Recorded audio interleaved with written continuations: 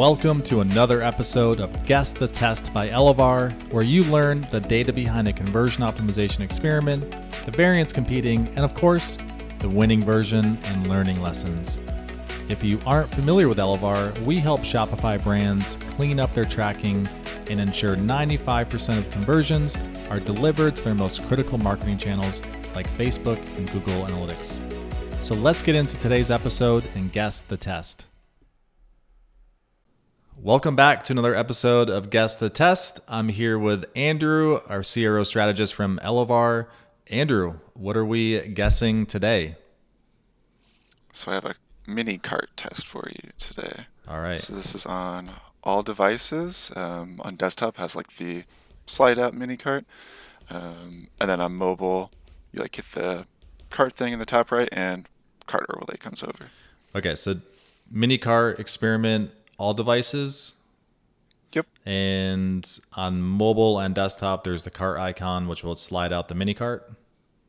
Exactly. And then the design within them is very similar because it's kind of like long and skinny, like a mobile device on desktop. Got it.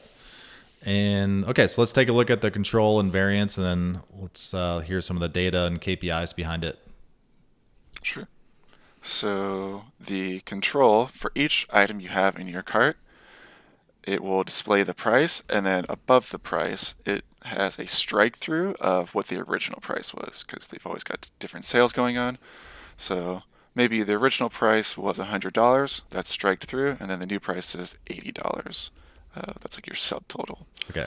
And that's the control. So this is displayed as, yep. Okay. And then the variant, so all we did is very simple. At the bottom of the mini cart, you have your subtotal. Above that, I added another line for your total discounts that you're receiving. So I just added up all those the difference between all those. That is a really good one. I already know my guess, but so what was some of the data behind this experiment, if there was any? So the first thing was just trying to increase visibility on those discounts because being displayed just as like a little line item in each of the items for each of the products, not a ton of visibility on them. And it's hard to add all of them up. Like it's hard to like do the subtraction and then add them all together. Yeah. And then also I've been doing for a lot of clients, just trying to, in the cart, near the like checkout button, try to like emphasize like what you're really getting out of this. Like, are you getting free shipping? Are you getting a bunch of discounts? Yeah. All that stuff. So making it like a fifth grader or a third grader could know exactly what's going on and what their discount is and see the value prop right away. Okay. Exactly. Primary KPI for the experiment, I assume revenue per visitor or conversion rate. Right. Conversion rate and initiating checkout. Okay. All right. So primary conversion rate, secondary initiating checkout.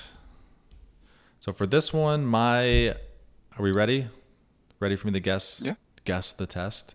All right. My guess, the variance, 100%. Showing the total discounts. I feel like Baymart has to have a research paper out on that. So it seems like it should be a no-brainer winner.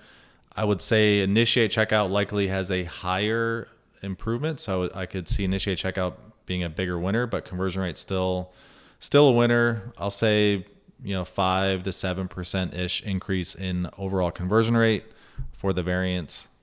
How did I do? You did excellent. You're correct. The variant one, and Variant. It's funny you mentioned that the initiate checkout being higher than the conversion because it's just like the difference between them is like just a couple of percent, which is good. Which means when people are initiating checkout, they're not dropping off super hard. Cool. But yeah, I got these kinds of ideas from stuff like Baymart with pricing psychology. So my takeaway from it was just the psychological impact of discounts and marking down product prices. Even if they're always marked down, that still has some sort of psychological impact on the user. Yeah. So what was the total increase in conversion rate? What was the difference and then the statistical significance? So 88% significance, and we saw a 2.51 percent conversion rate increase, but that's across all users. Yeah. And so a better way to actually highlight it is the per session value went up by 20 cents. And this is a client that gets 200,000 Yeah. sessions a month. Yeah. So that's what, Yeah. $40,000 for Nice. just a simple line item change in your cart. Awesome. So that's a good one. Any, would you apply this or recommend others? Does this seem like almost a no-brainer to test if you don't have this, for brands that have the mini card and pretty much have something on sale 365 days of the year?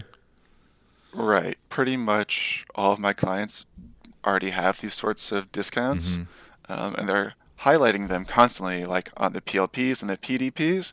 But then once you get to the cart, they kind of downplay it. They don't emphasize it as much. So Yeah. just really emphasizing that through the entire process. Yeah. All right. Anything else? No, that's it. Another win for the guessing team. All right. Thanks, Andrew.